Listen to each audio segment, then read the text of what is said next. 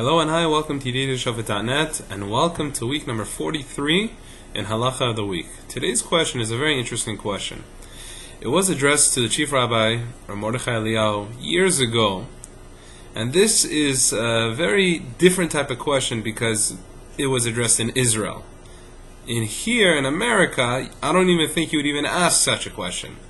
What's the question? The question is, Rabbi, there are Avrechim. Avrechim are the people who learn in a kollel. They're the young rabbis in a kollel, in a young learning institution, in a yeshiva in Israel. Now, some of these Avrechim, they smoke.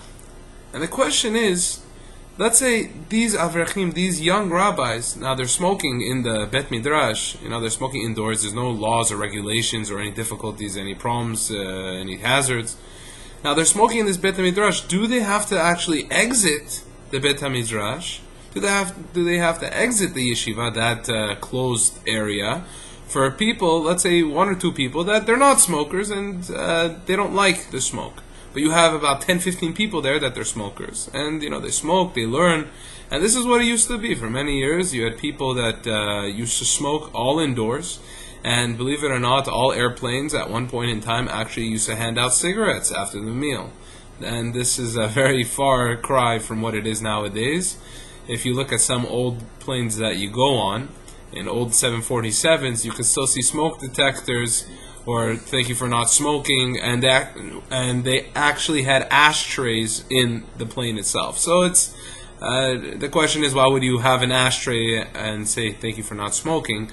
It's because they used to actually hand out cigarettes. That's besides the point. I'm not talking about the sociological change over here, but we're talking about the idea that do these people have to stop smoking, or do they have to go out, or do the two or three people, or do they have to go out?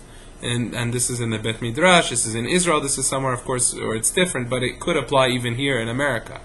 So the rabbi answers back, many years ago, he says, concerning this matter on smokers and non-smokers, when it comes to smoking, since smoking can be detrimental to your health, even if it's 20 people that are smokers, and one isn't, all 20 have to leave for that one person.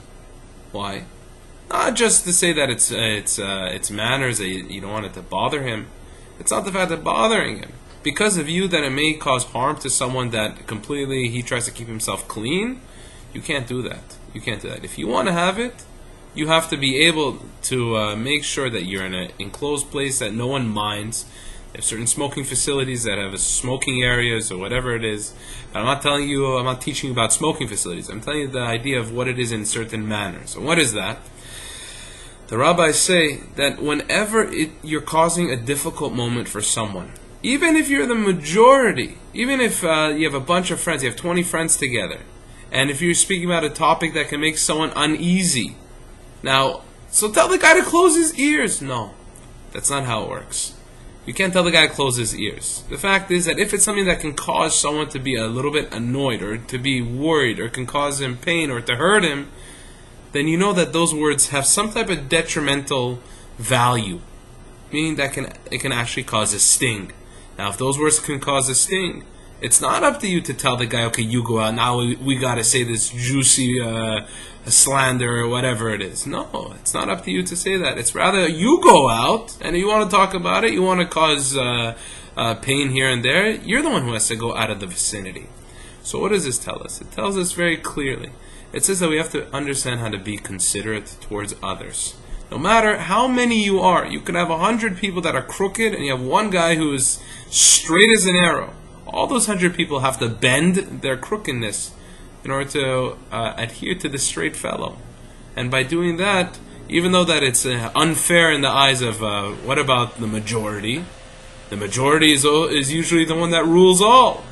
Not in the case when that person who's the straight one actually understands what is right. Because when you understand what is right, you're not going to be stuck in a crooked force where ultimately things aren't in the best of health, in the best of value, in the best of considerations.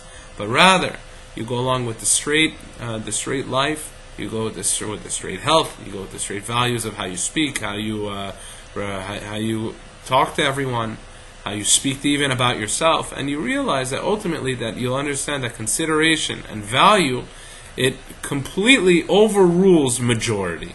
I want to wish you a beautiful day, and thank you for not smoking.